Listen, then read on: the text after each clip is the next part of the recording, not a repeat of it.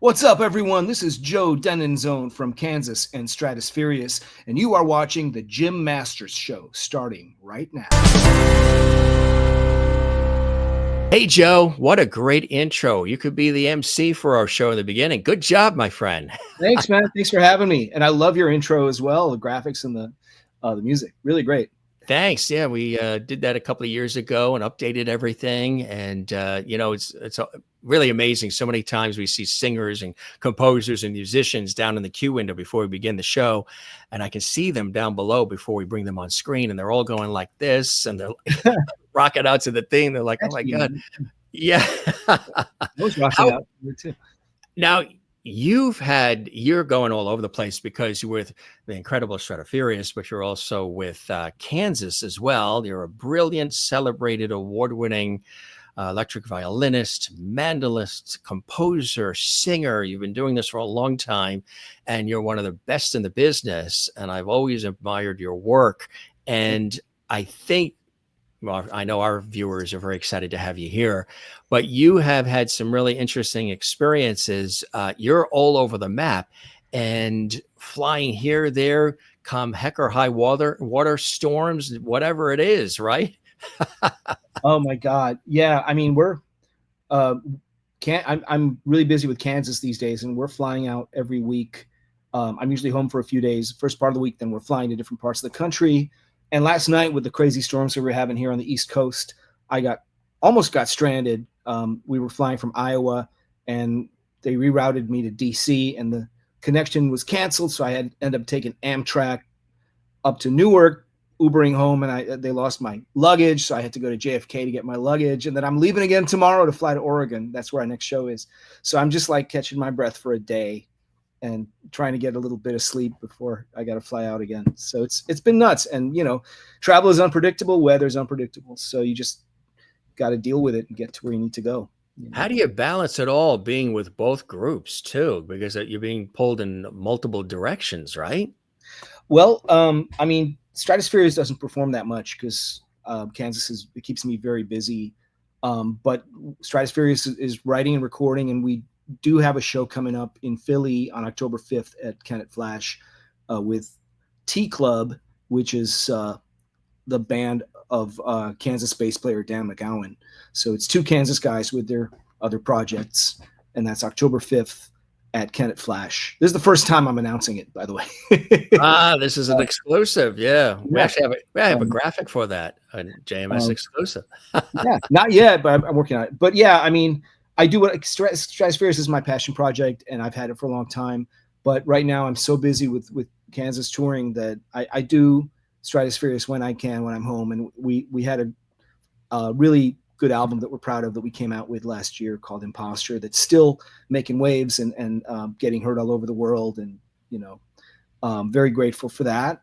And just keep it going because it's something we love to do.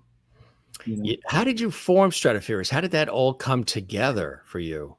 Well, when I moved to New York in the late 90s, yeah, I'm old. I went to New York to do my master's in jazz violin at Manhattan School of Music. I had a CD I recorded, it was a jazz fusion project. I recorded it in Cleveland, where I grew up with local Cleveland musicians, and I was trying to find a band to play the music live in New York, and going through a lot of different personnel and finding like-minded musicians. And then I started writing more stuff with vocals because I love to sing. I love songwriting. I didn't just want to do an instrumental jazz project. And it kind of morphed into what became Stratospherious. And I just kept it going because it was a vehicle to explore all the musical influences that I had and the outer realms of the electric 7-string violin. And if I didn't have it, there would be no outlet for me to express what I wanted to express musically. And over time, people embraced it, especially in the progressive rock community.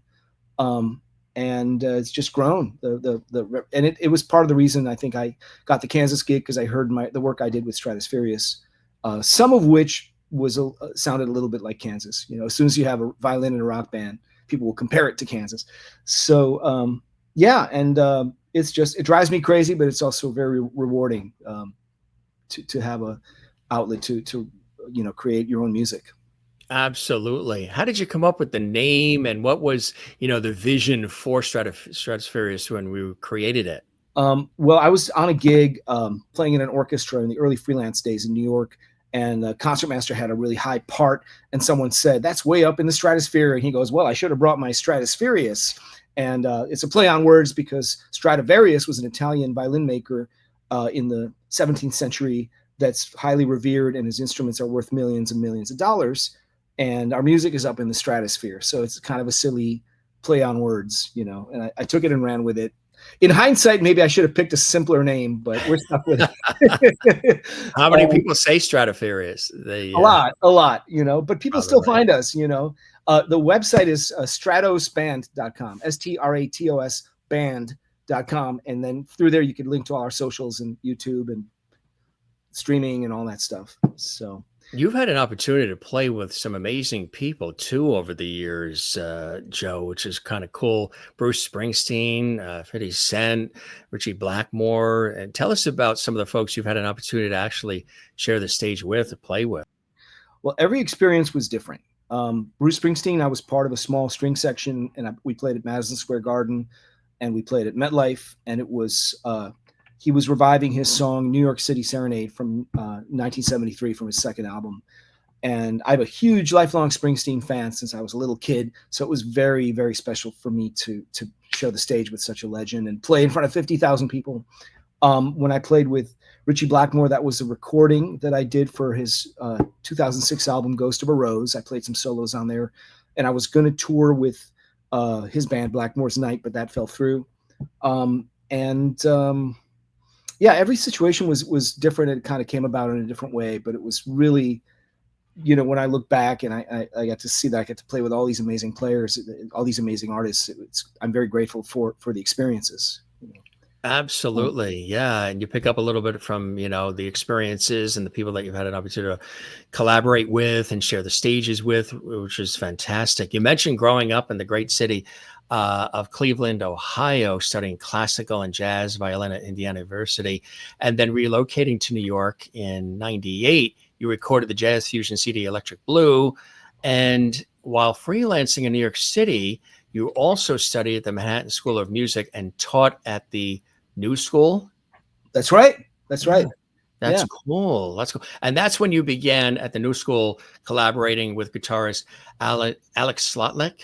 Alex Skolnick. Skolnick. You say it better than me. Time out 1 second. My wife just landed and she's texting me. She is. Oh, she's in the air too, flying? Oh, yeah. So I'd have to write a book to explain our whole summer schedule. Yeah. We have two kids, and my wife's a violinist with the New York Philharmonic. And every year at this time, they have a 10-day residency in Vail, Colorado. So she flew out there with our daughter. And in between my next few Kansas gigs, I'm going to fly out there and join them for a few days just to chill out and then rejoin Kansas on tour. How did you guys meet?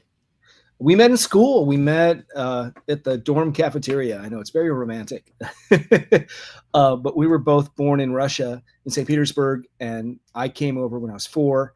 My family brought me over, and she came over when she was 17, and we found out we were born a block from each other, and we knew a lot of the same people, so it was a lot of interesting coincidences that brought us together. You're talking about places, of course, Russia, known for extraordinary music, Cleveland as well. Yeah. You're in New Jersey, another place where music is. How did growing up in Cleveland influence your music and your musical taste, or have any influence? Of course, Rock and Roll Hall of Fame's there, but how did that influence things for you growing up in a scrappy town like Cleveland, Ohio? Oh, man. Cleveland is the butt of many jokes, but I'm a fierce defender of Cleveland because it's a great city to grow up in. For a city of its size, there's a lot going on culturally, musically. You got a world-class orchestra that my father actually played violin for the Cleveland Orchestra for 44 years. And you got a lot of great bands coming through Cleveland. So I could list so many great concerts I saw growing up, from the Rolling Stones to Dream Theater to Rush to, Kiss. I could keep going and going. And that was a big influence on me. And there's a great music scene there. A lot of really great world-class local musicians. I I had a great mentor named Al Krassel who taught me, who was the first person to teach me jazz. He taught me jazz, bass, and guitar and improvisation. And I got to know a local legend named Michael Stanley, whose daughters went to my high school. And he invited me to play with his band when I was 16. And that was my first time playing rock violin. And it was a life-changing moment for me. And for those who don't know, Michael Stanley, he passed away, I think 2 years ago. He was a local Cleveland legend who was a big classic rock radio personality, but also had a band that almost went international, but they were famous locally, and they broke attendance records at a lot of the local arenas, you know. And he kind of gave me my first break when I was 16. That's cool for somebody to give you an opportunity like that, right? You would consider that the big moment for you where things really started to take off at the age of around 16? Well, I was performing with him at an old theater in the Round that no longer exists, called the Front Row Theater. And up to that point, you know, I lived two lives. I was studying really traditional classical violin repertoire, and I was playing guitar and bass and singing in rock and roll bands. But I never tried playing rock and roll on the violin, but I knew the language of the music. But I had the violin technique, so it just kind of came naturally to me. And I was like, wow, this is kind of cool. I don't know a lot of people playing rock violin at the time. And I thought, I could be good at this. You know, I've been playing violin longer than any other instrument, and this is kind of a different path. And I feel very natural doing it. And I got a great response from the crowd. So it kind of helped me on the road that eventually led me, you know, where I am now. So yeah, it was one of those watershed moments, so to speak. Absolutely. What was it about the violin that attracted you? Is it because of dad or, you know, family influence? What was the initial for you? That was actually the first instrument that I played at age 13 was the violin. We had a choice between the violin in school in New York, the violin or the clarinet. And I always loved, you know, the string instruments too. I like the woodwinds as well, but the string instruments always went towards me. So I picked up the violin at 13, nowhere near a Joe, you know, Deninzon at all, nowhere near. But you know, but that was the instrument of choice in the beginning for me. How about you? What was it about it that attracted you, Joe? Actually, nothing. I think I kind of hated it. My dad gave it to me when I was 6 and started teaching me because he's a violinist. And we were immigrants. I didn't speak English, and I was kind of picked on at school for playing the violin. Until I played at the school talent show, and everyone realized I had talent and was impressed. And it kind of merged with me watching a lot of MTV in the early 80s and absorbing pop culture and falling in love with rock and roll and popular music and wanting to experience that level of connection and that cathartic feeling that it gave me, and not really making the connection that you could do that on the violin. So I just kept practicing the violin and going to lessons and playing in orchestras and improving my chops, so to speak. And I think by the time that Michael Stanley concert happened, you know, I also play guitar and bass. In Kansas, I also play guitar, but violin is my main instrument. And I was introduced to artists like Jean-Luc Ponty and Stefan Grappelli and Jerry Goodman, and really great improvising violin players that became role models for me. Mark Wood, Tracy Silverman. So I discovered it. I realized there's a million great guitarists out there, and there's a million great classical violinists out there, but there's not that many great rock or jazz violin players when you compare the sea of, you know, of guitar players and classical violinists. So I thought this could be something that's mine, and that I could kind of find my voice easier on it, you know. Mm-hmm. So you mentioned Tracy Silverman. I believe it was Tracy Silverman I saw with Jim Brickman. Jim Brickman. I interviewed Jim Brickman years ago on PBS, and there was a concert, and I think that they brought in Tracy, who is phenomenal as well, a terrific artist from the same area, the Cleveland area. I know Jim is from that area. Tracy's from Minneapolis, I think. Minneapolis, yeah. Milwaukee, I can't remember. Upper Midwest, yeah. He lives in Nashville now, and who doesn't, right? I don't, but I love Nashville. We taught together. He's a good friend and amazing artist, big influence on me. So, Has Nashville been calling you? Have you had urges? I mean, it seems like so many people are. Nashville is just really blown up as yeah. this place to Well, be. I mean, I'm very, very rooted here in New York because of my wife's job and all the connections I have here. Um, I love Nashville. I could probably exist there as a busy musician, but I'm busy here and I love it here. So I don't know. Nashville's an exciting place. There's a lot. I know a lot of talented people out down there. So Yeah, yeah. absolutely. Yeah, I know a lot too, and it's just incredible how many people you think they're in LA, you think they're in New York or whatever, and they're in Nashville. It's incredible. Some of the names I mentioned are extraordinary. You also had an opportunity to work with Smokey Robinson, Jay Black, Sheryl Crow, just to name a few, and somebody who just retired after many, many, many years, the beloved Johnny Mathis as well. Tell Mhm. us about working with some of these incredible folks. Well, those were all mostly freelance gigs I did with string sections that accompanied those artists. And the beauty of being in New York, if you get into the right circle of people, you start getting invited to all these amazing gigs. 50 Cent was another such thing that was at Radio City Music Hall. So you get to be, a few feet away from these great legends. The Who, it's another one that I worked with. So yeah, they're all great experiences. And for me, because a lot of sometimes you're playing with other string players and they're real classical heads, that they kind of live in the classical bubble. For me, these guys are like gods. Smokey Robinson, he wrote My Girl, he wrote all this stuff. Are you kidding me? I was so excited to play with these people. And I valued every experience. So I'm still not jaded about it. Some people get jaded. They've been doing it for a while. It stops being, the luster wears off. For me, it never does. So every day you get up, you're ready to go. You're excited about it. You love doing it, right? I love what I do. I would take none of it back. Every experience has been incredible for the most part. You mentioned Kansas, a renowned, celebrated group, and recently, 50 years too, which is unbelievable. Yeah. So, how did the opportunity come your way with Kansas? Series of events. There's a progressive rock scene in North Jersey, in the Northeast, and it's a really cool community of fans and artists. A lot of the artists cross collaborate. A lot of the same fans attend all the festivals and shows and cruises. And I got to know through that I got to know Tom Brislin, who is keyboardist and musical director of Kansas. I've seen his band play. He's a great singer-songwriter too. He's seen my band Stratospherious perform. And there was a thing called Cruise to the Edge where we both performed. It's a progressive rock cruise that happens every year. So we've known each other for a while. He got the Kansas gig in 2018 when Dave Mannion retired. So in 2023, they had gone through COVID and they had canceled a lot of shows, and they decided to have a policy where they could avoid canceling shows by having a backup player for each instrument.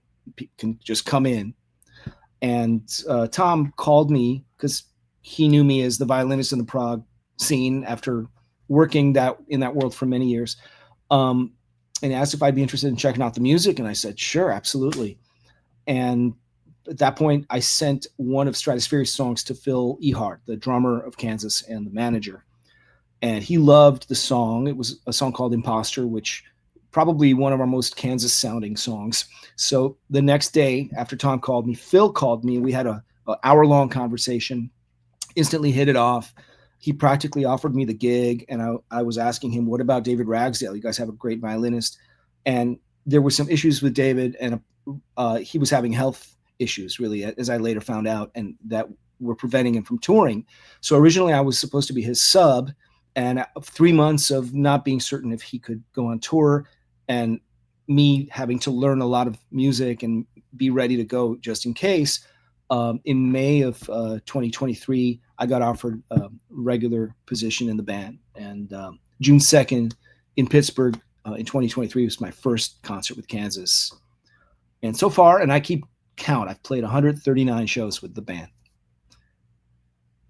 And when you hit that stage for the first time with that legendary group, what was that feeling like? You must have been like, holy cow. You know, I, I wasn't, I was calmer than thought I would be, because I had drilled the music so much and learned it so well. I was over prepared, but there were some jittery moments for sure. There was some songs where I play violin and guitar at the same time, or go back and forth real quick, and I had both instruments strapped on to me, and I got a little tangled. I didn't figure out how low to strap the guitar yet, so there was a few little bloopers, but it was kind of surreal, and my high school friend Matt drove down to see me from Cleveland to Pittsburgh. He and I had a band together, and it was cool to see him there, and it was a big moment. And I settled into the gig, and yeah, it was really a pinch me kind of experience, I don't doubt it. Exactly. Yeah. It's just one of those things. And so what, like, you're here just for the viewers watching, you went through chaotic stuff to get where you are, which is called home right now because of the weather and everything going on. Yeah. And then you're leaving, you guys are, flying out to Oregon like tomorrow. So you got 7 a.m. flight. Yeah. A limited amount of time. What is a typical day life for you? Is it always you're going and like when they're touring, you're just gone and doing your thing? Well, a typical day at home is different than a typical day on tour. I have 2 kids. So when I'm at home, I'm very hands-on with the kids because my wife needs a break. And, I'll wake up at 6, get my son ready for school and get my daughter ready for school, then try to get a little more sleep because I'm a musician. I try to sleep in. Then I'll spend my mornings working in the studio. Sometimes it'll be writing or recording projects for people or teaching. And then I'll cook all the meals. I'll pick up the kids, take them to their activities, cook dinner. It'll be very domestic, kind of mundane stuff. And then with Kansas, we fly out typically on Thursday. We go to whatever the location is. And then Friday is usually the first show. So I spend the day just getting ready for the show. And then Saturday, we'll drive to the next town, play a show, and fly back on Sunday. And usually with shows, we have about a 3-hour routine, which involves sound check, dinner, meet and greets with the fans, with the VIP fans. And we do a lot of rehearsing. We drill the songs over and over and over again. We have a little rehearsal room that they set up for us before we hit the stage. So it's a lot of work, but it's very rewarding and exhilarating, I can only imagine, really, and just the staging, the lighting. I mean, the experiences are really extraordinary with both groups, of course. Something else too that I think people should know. I mentioned, working in the string section for Springsteen, but also the Who and classical rockers, Renaissance. You were the concert master for Renaissance, and your student, Katie Jacoby, Who's violinist. Yeah. You've got this terrific story about her as a teenager when she wanted to learn Baba O'Reilly for School of Rock. Tell us about that. All right. So shout out to my friend and little sister, Katie Jacoby. So Katie is from Delaware. I met her in probably around 2006 or 7. Her mom wrote to me, someone recommended me, and she was looking for an electric violin teacher. So she would get up with her mom on Sunday mornings, drive 3 hours to my house. We would have like 2 or 3 hour lessons on improvisation, songwriting, gear, whatever it was. And I remember when Paul Green's School of Rock was starting, Katie was the first ever violinist in that program in the pilot location in Philadelphia. And she had to kind of fight her way into it because I think there was some resistance to having a violin in School of Rock, which I think is silly. But long story short, one of the lessons, she said, "Hey, we're doing Baba O'Reilly by the Who. Can you help me with the solo?" I'm like, "Sure, yeah, let's go through it." So we went through it. I showed her the solo and gave her some approaches to playing it. Fast forward 10 years later, I'm sitting there at Madison Square Garden in the orchestra watching Katie play Baba O'Reilly with the Who. And I'm like, my work here is done, I think. So Do you like teaching as much as you are the ultimate performer, composer? Do you love the mentoring and teaching aspect of all of this business too, John? I do. I'm very passionate about teaching. For example, I've been teaching at the Mark Wood Rock Orchestra camp in Olathe, Kansas for 14 years in a row. It's actually going on right now, but because of my schedule, I can't be there this year. That's the only electric string camp in the world dedicated to that. I on the faculty at New Jersey City University Multi-Style Strings program in Jersey City. I've written a book called Plugging In that Mel Bay released.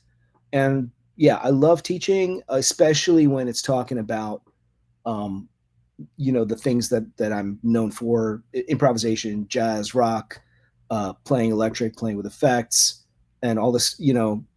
I love expanding perceptions that maybe if someone is solely focused on classical music, they might not experience. So I like opening doors for people and letting them explore new territory, so to speak, musically and otherwise. What inspires you musically too? We all have inspirations for the work that we do. And if it's work that speaks to the essence of who we are, then we really get a chance to share that with everybody. When you are composing something, or when you're getting ready to take the stage or go in the studio, or just create music, what do you pull from? Just living and life and what you observe? What are some of the things that influence you and your music? Well, I think going back to an earlier question you asked that I maybe didn't answer, like what was the vision for Stratospherious? I envision, there's a lot of virtuoso guitar players that fronted their own bands. Like think of Jimi Hendrix or Stevie Ray Vaughan, or they were the lead singers in their bands, but they were also the lead guitar players. And I thought, wouldn't it be cool if there was a band that had vocals with the main guy was a shredding violin player. Yeah. that have elements of progressive rock and fusion and a little bit of jazz and funk. But I think like what Kiss talks about when they say we wanted to create a band that we'd always wanted to see as fans, Mm-hmm.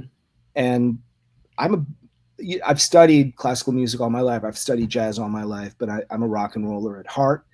My biggest influences were bands like Kansas, Queen, Beatles, Led Zeppelin, and later Spock's Beard, Genesis, Yes, Rush, stuff like that. I'm a big rock and roller, and I think that really fuels my fire and keeping rock and roll alive, because it's not really mainstream music anymore. Introducing it to younger generations. Right. It's important to me. Yeah, exactly.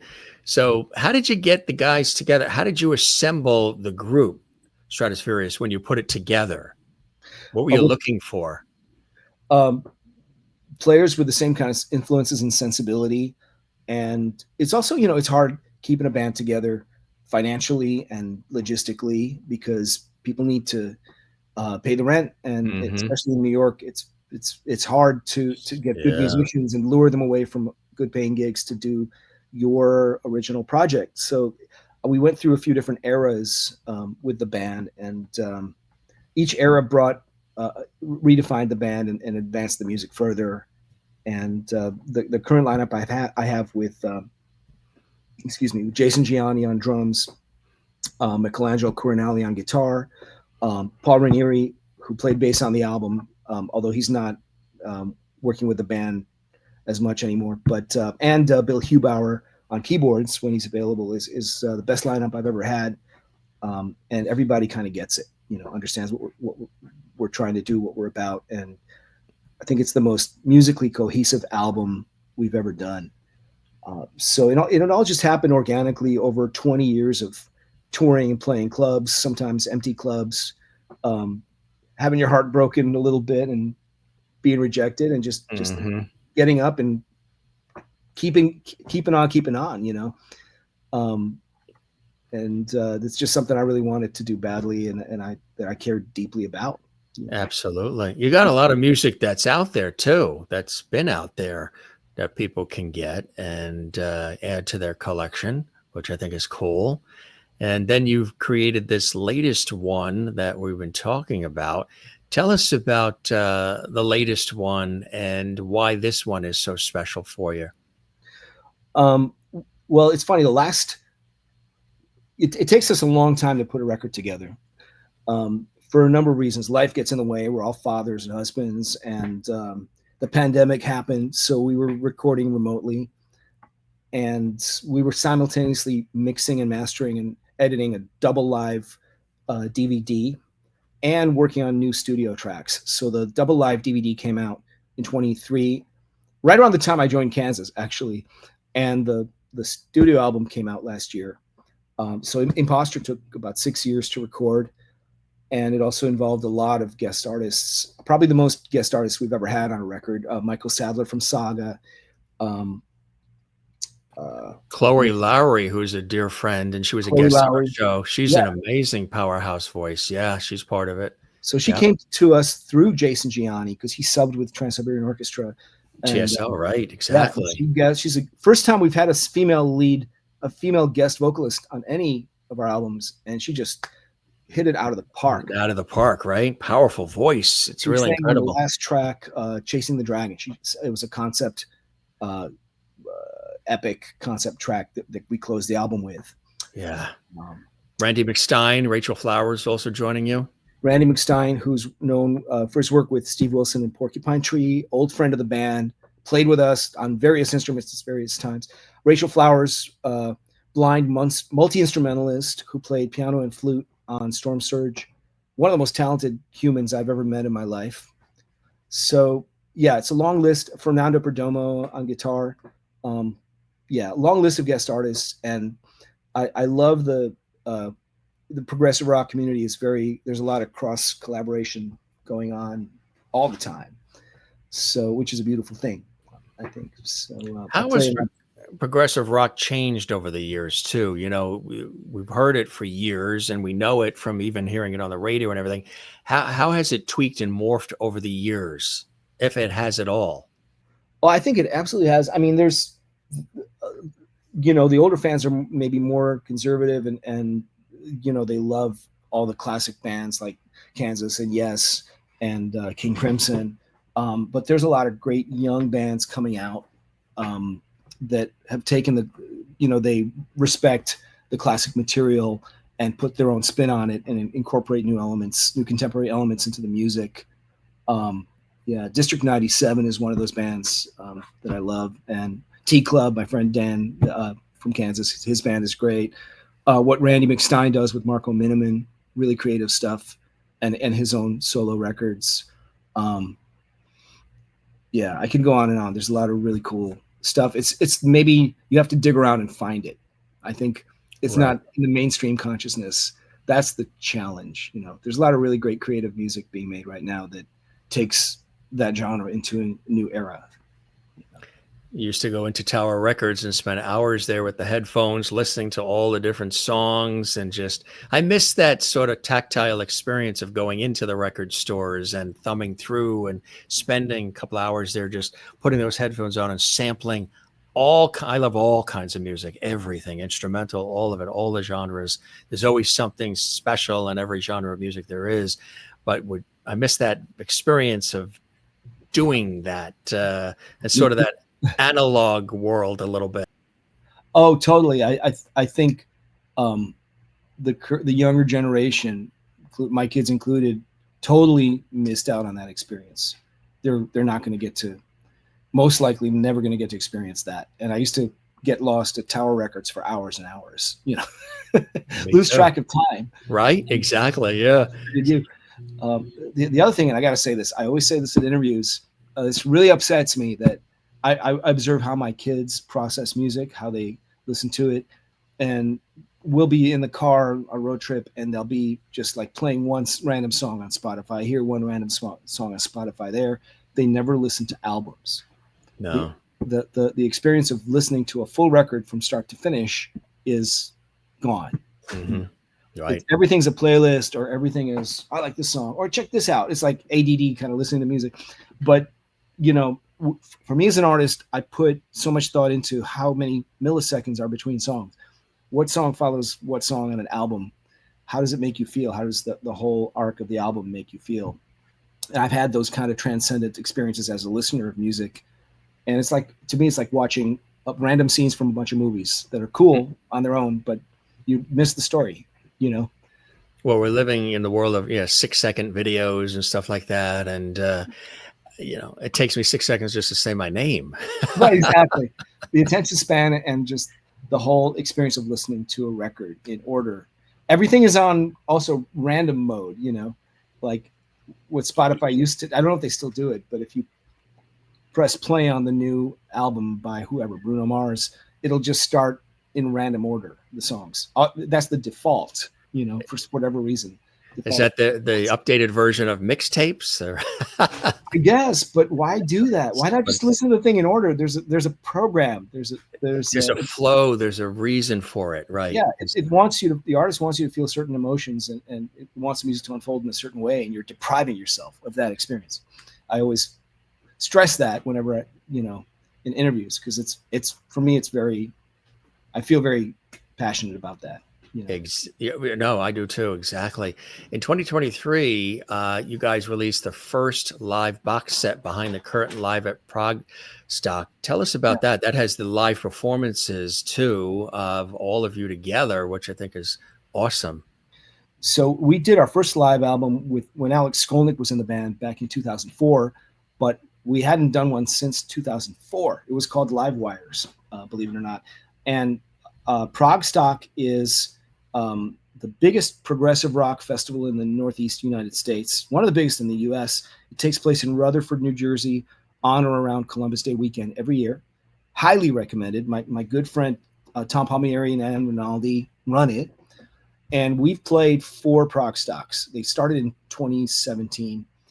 In 2019, we played the main stage, and we multi-track recorded it and got multi-camera video footage. We were going to release that as the live album.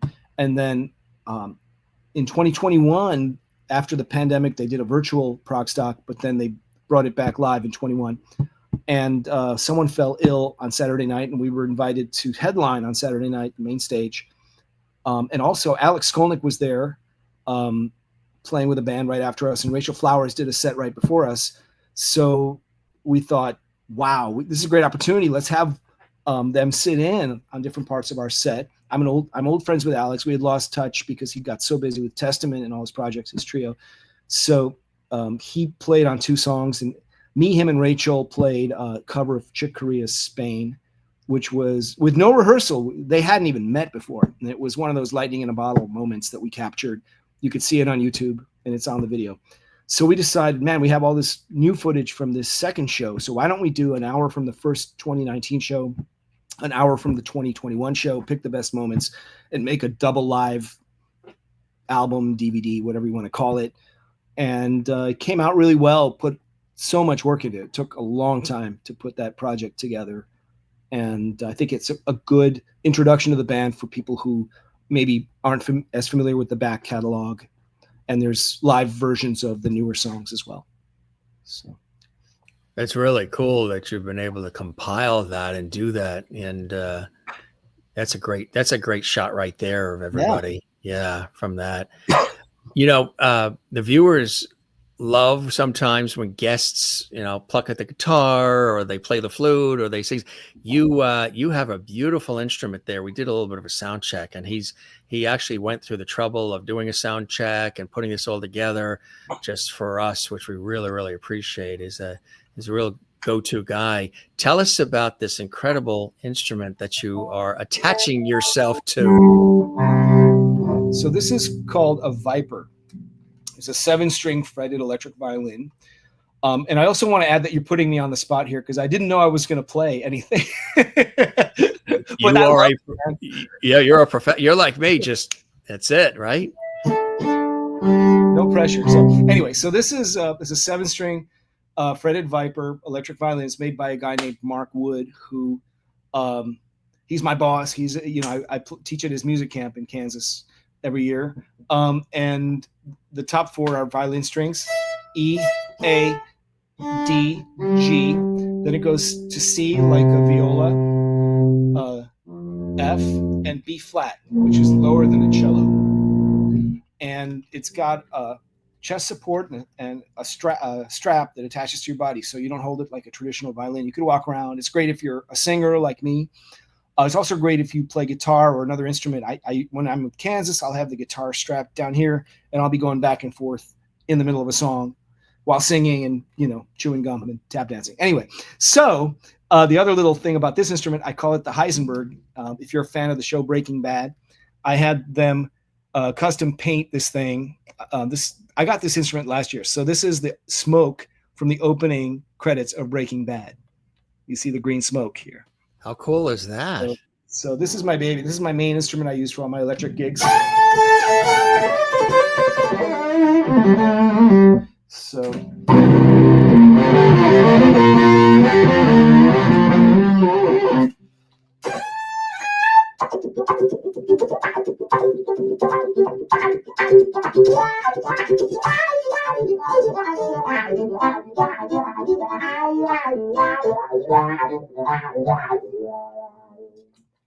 So let's see here.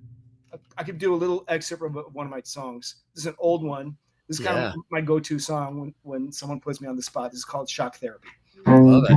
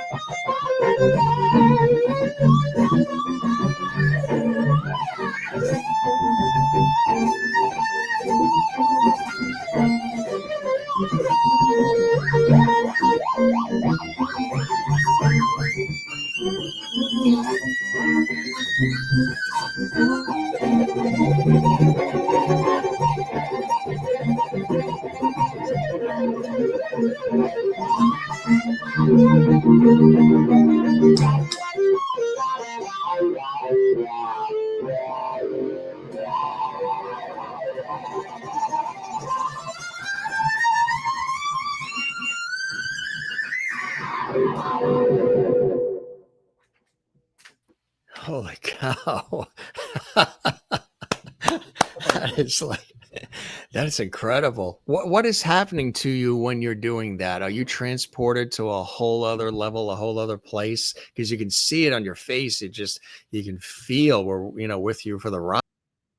Well, I mean, when I play music, I disappear. I kind of go into my own world a little bit.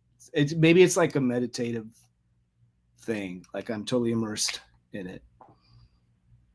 It's just what happens. If we came over there and we went into your boombox or your stereo or your iPod or what have you, what would be in Joe's music collection? Wow. Well, a little bit of everything, What have I been listening to? The other day I listened to Mahler 7, played by the Berlin Symphony, and then I listened to Miles Davis, and then I listened to Young Blood and Metallica and Seal, whatever. That's cool. Or maybe something some new artist sent me that I want to check out. So you get artists that do send things to you to listen and sort of feel their vibe, huh? Sometimes, yeah, I try to listen to, yeah, people send me their music, and I try to show them the same respect I was hoping people would show me when I was young and sending my stuff out, you know. So yeah, it's really all over the map, my musical taste. That's really cool. You know, the viewers also get excited when they see the room that the person's in. Tell us about this incredible room with all this great equipment you've got around you. This is my musical man cave. Um, I don't have all my instruments out, but I have, see, I have my guitars up here. It's my Fender Strat and Fender Jazz Bass. This is another, hold on, I'll show this to you.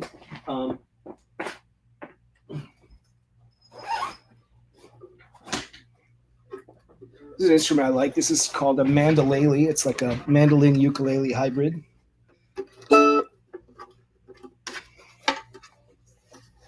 That is cool. So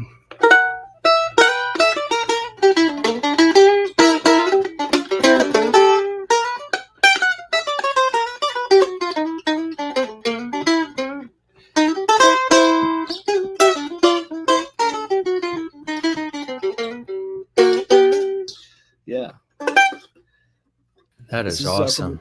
Little company called Magic Fluke from the Berkshires. And yeah, I spent a lot of time down here. I do all my writing and recording and teaching down here. And we moved into this house 2 years ago, and it's a much bigger space than we used to have. We used to live in Dumont, New Jersey, and moved to Old Tappan, New Jersey. You mentioned the Berkshires. I imagine you've probably played at Tanglewood over the years, maybe. You know, believe it or not, I have not. It's more, just never worked out. I had never played there. But I played at Blossom Music Center in Ohio, which is very similar. It's for the Cleveland Orchestra. Whether it's Stratospherious or Kansas or solo, what are some places you have played that have really been extra special for you, venues? And what are some places where you, on that bucket list, you would love to be on that stage? I have my personal venue Hall of Fame, which I shared on social media last year from all the Kansas shows we've done. Among those places, the Ryland in Nashville was amazing. You know, the Austin City Limits, that venue in Austin is really cool. We recently played a place in St. George, Utah, which is built into a giant rock. It's kind of like Red Rocks Amphitheater. That was really breathtaking. Red Rocks Amphitheaters. Red Rocks is one of my bucket list places to play. I would love to play there. Hollywood Bowl. I've never played. Pompeii. That would be cool. You know, yeah. Dream Theater just played in Pompeii. Places in Europe and elsewhere. Yeah. Yeah. I love old theaters. We played the Chicago Theater. That was a really beautiful place. Fox Theater in Atlanta is stunning. The Fox Theater in St. Louis is mind blowing. It's funny because those theaters used to, like the big movie studios built those theaters to show movies like in the 20s and 30s. Now they're used for concerts. And there's so much detail and in the sculptures and you know, the design and the artwork that's there, and so much history. I love theaters more than any other kind of venues because they're all different. They're not cookie cutter, and they're just intimate enough, but just big enough, you know. Which is perfect too. You don't see as many. Remember, you know, years ago it was the big stadiums and coliseums, and that was constant for a lot of groups. And now things have sort of pulled in a little bit, which is interesting too. And you know, of course, Royal Albert Hall, Carnegie Hall, the Acropolis. Sure. Yeah, I mean, even where you were born is a beautiful city known for incredible music. St. Petersburg is an amazing city. It's the most European city in Russia. It's called the Venice of the North because of all the canals. And the Philharmonic Hall there is really beautiful. The Kirov Ballet, where my dad worked, that was his first job as a musician. He was in that orchestra. So yeah, I'm proud of my birth city. I hope that Russia becomes a safer place to travel to, the near future, because I haven't been back there in a while. Your family, dad, and all have had a chance to see your success and see your talent grow and expand. I would imagine would be very proud to see you in the way that you are so good at what you do. They're my biggest cheerleaders. They've gone to a bunch of shows and they've observed, and they say, we've known you for a long time, Joe. And it's like your whole life is coming full circle, because you get to satisfy every desire. You get to sing and play guitar, which you love to do, and you get to play electric violin. And there was a time when I think they secretly wanted me to follow in their footsteps and become a classical musician, but I kind of rebelled and did my own thing. And part of it was kind of me wanting to prove to them that this is very legitimate music, and that you could become successful at it. But it was a long uphill climb. You had a chance to play with your father and play with your wife? Yeah, a few times. We don't get to play together that often because we're just so busy. But I've done some things with my dad and my wife. That's cool. What are some things I know you got a nap, you got off the plane, you got to leave for Oregon tomorrow.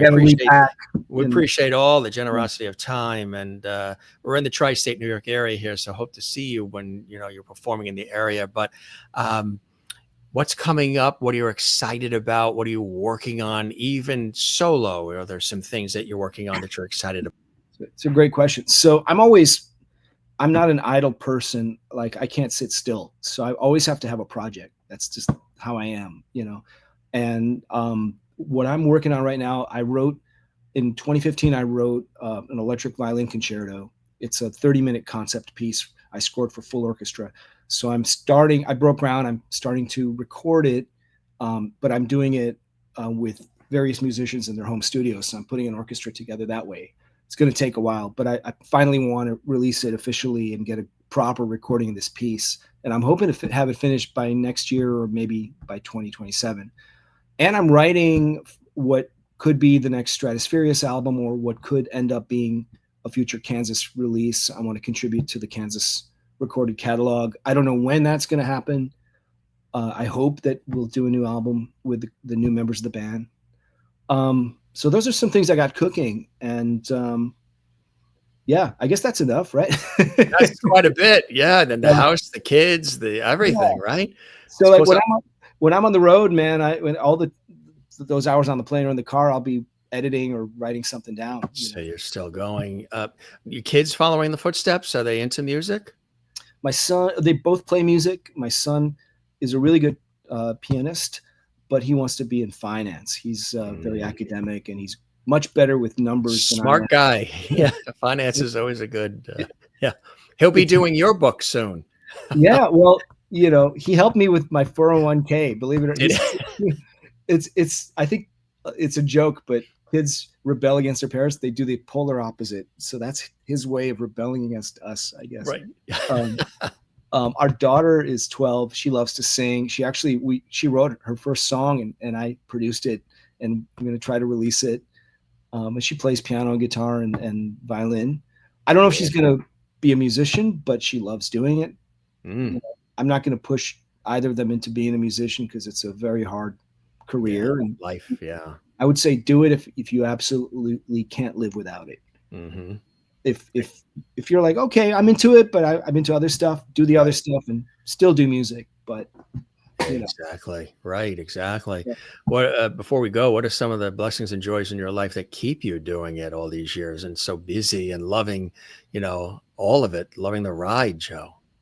Well, I mean, my family, my kids, my wife, they inspire me, and I love making people happy. The world is messed up right now, so the fact that we can go on stage and make people forget about their problems for 2 hours is a really great job to have. I feel I'm responsible for. You're kind of dealing with matters of the soul. What really hit me when I joined Kansas, you get these fans that meet you and they say, "Man, your music got me through cancer, or got me through saved my life. Literally, I was going to jump off a bridge, and listening to that song saved my life. And they come in tears. And I mean, it's not my song they're talking about, but they're talking about the music of the band. And you realize what a heavy thing that is, and how much music actually means to people, and I kind of I don't take that lightly. I go on stage, and I want to put every ounce of energy into honoring those people and honoring the music. Absolutely right. I want to make mention too that Imposter, what's really cool about this, has had critical acclaim, which is fantastic. But also what's great about it is, it deals with some of the emotional struggles people see in their worlds. And people love Outrage Olympics, and the cover you mentioned, King Crimson's Frame by Frame. Something else too that you do, in addition to music making, you teach at Rock Camps, that is, in New Jersey, at New Jersey City University. And there's somebody that you work with who was a wonderful guest on our show, and she is absolutely amazing. And that is the incredible Martha Mook. Oh, yeah. She is on. We had her as a guest a couple of years ago. We got to have her back. She's always running around too. And David Bowie, Laurie Anderson, and taught one-on-one through the years as well. That program is run by Martha. Tell us about working with somebody like Martha. She's amazing. I've known Martha for maybe 20 years. We've done shows together. She's a great artist and very passionate teacher. And she started this program in 2020, right? As the pandemic was starting, and it started as a virtual program, but you can get a master's degree in multi-styles, as she calls it, string playing, which means string playing that's outside the classical realm, whether it's jazz, folk, rock, EDM, experimental music, whatever you want to call it. And she's assembled a really good faculty at JCU, probably one of the most stylistically diverse faculties anywhere. There's not a lot of programs in the world where you can get a degree in creative or electric string playing. And the fact that this has such great proximity to New York City. So I'm on the faculty there. I'm rarely in the building because I'm on tour, but I do teach remotely or at home. I've been involved in it since the beginning, and she's a great person to work with, and, fights the good fight, really passionate about helping musicians of the future find their voice. Absolutely right.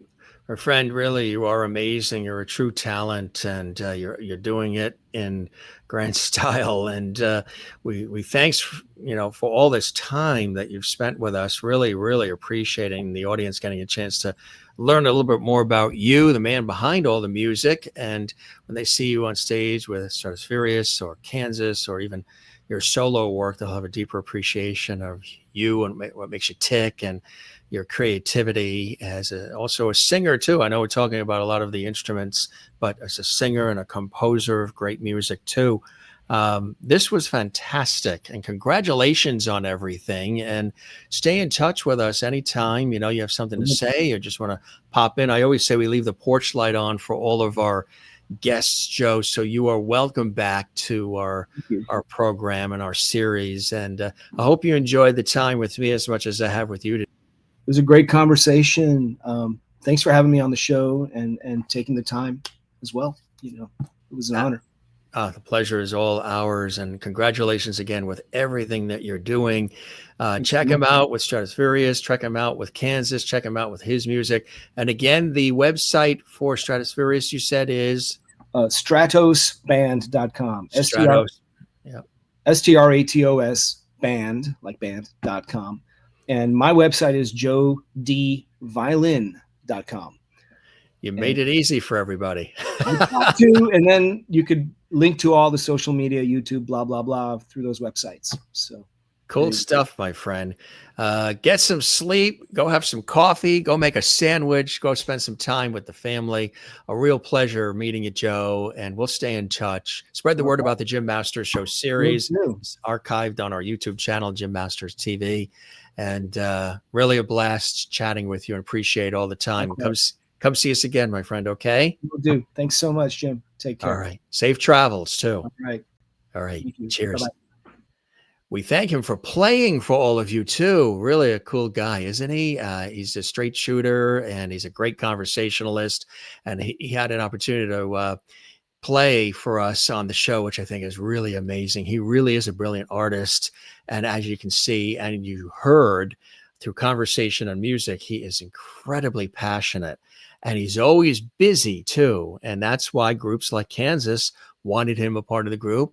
One of the reasons why he created Stratospherious, which is incredible. They have their own unique sound too. And if you get a chance to see them, if they are performing in your area, make sure you go see them. And stratosband.com, check that out. And all the music, again, there is the prog rock one we talked about. Look at all of that music that's there. You can get that. Now, of course, everything is on Spotify and Apple and all the places where you get music. So just, type it in, search it out, and you will find all of it.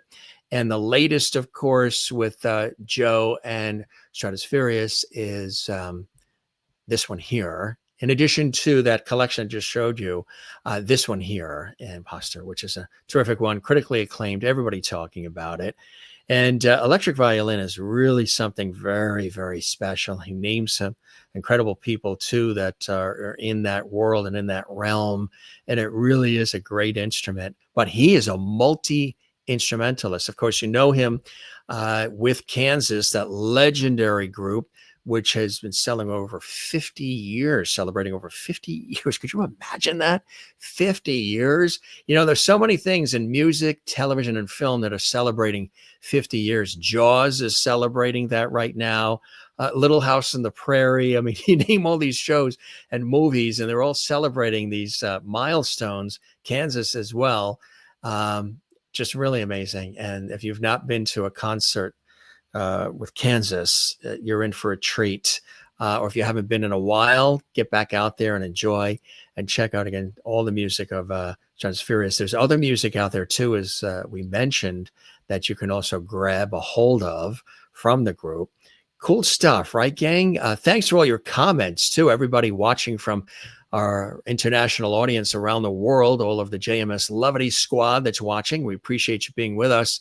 And of course, we thank Joe for his time. He literally just got off a plane that had been delayed, and with all the flooding and the crazy weather, flying across the country with the group, and then with Kansas, which is on tour, and then just got home to New Jersey to be with the family, reconnect and do what he has to do. And then he's flying out to Oregon to be with the group again tomorrow at 7 a.m. So we were very, very blessed to have him for the time that we did. And again, check out all the great music. If you want to feel good, listen to the music of Stratospherious, and of course, add to your collection. If you're a super Kansas fan, then you know what I'm talking about. You can add to the collection or go back in time and hear some of the music over the years.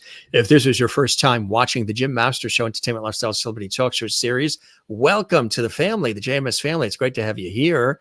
Come see us again. Binge watch hundreds of episodes on our YouTube channel, Jim Masters TV. You can also follow us on Instagram, Facebook, and X at Jim Masters TV. Matter of fact, this episode to be archived on the YouTube channel at Jim Masters TV. And if you like what you're watching, spread the word. Don't keep it a secret.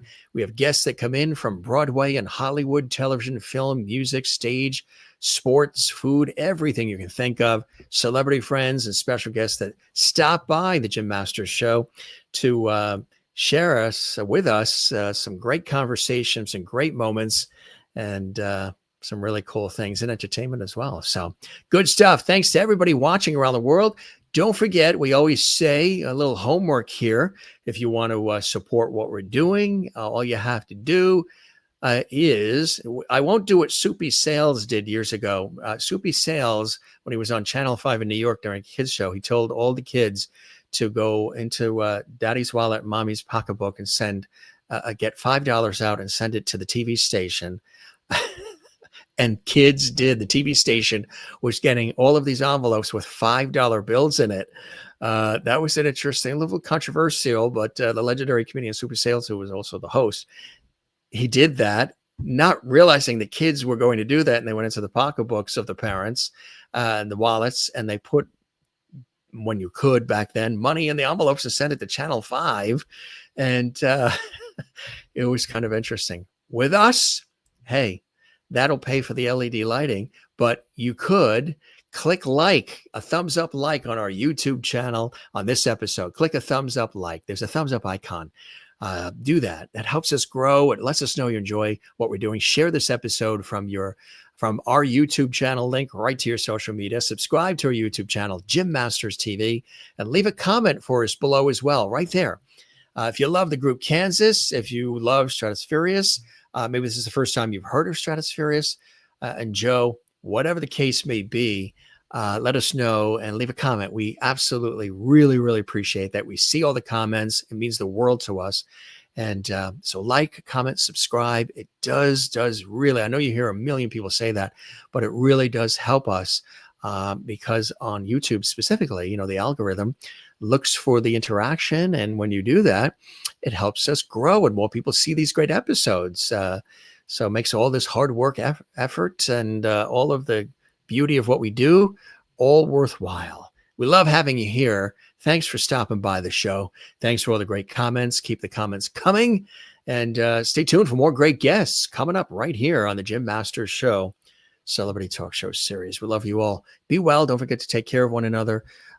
Be good to one another. I try to always say when I remember to say it, and do the very same for yourself. It's really important to take care of yourself and take some time for yourself as well. And that's a wrap on this episode. Binge watch past episodes. Coming up, more great episodes. Thanks for being with us for this episode. We do thank Joe for being with us. Joe Deninzon, he's an extraordinary, renowned, award-winning electric violinist, singer, composer, mandolinist, and so much more with the legendary group Kansas and Stratospherious as well. Try to say Stratospherious 5 times fast. See if you can get through that. Just go see them. Go get their music. You'll enjoy it. Thanks for being with us. Take care, and we'll see you on the next one. All right. Jim Masters here saying we appreciate you very, very much. See you on the next episode of the Jim Masters Show. Cheers.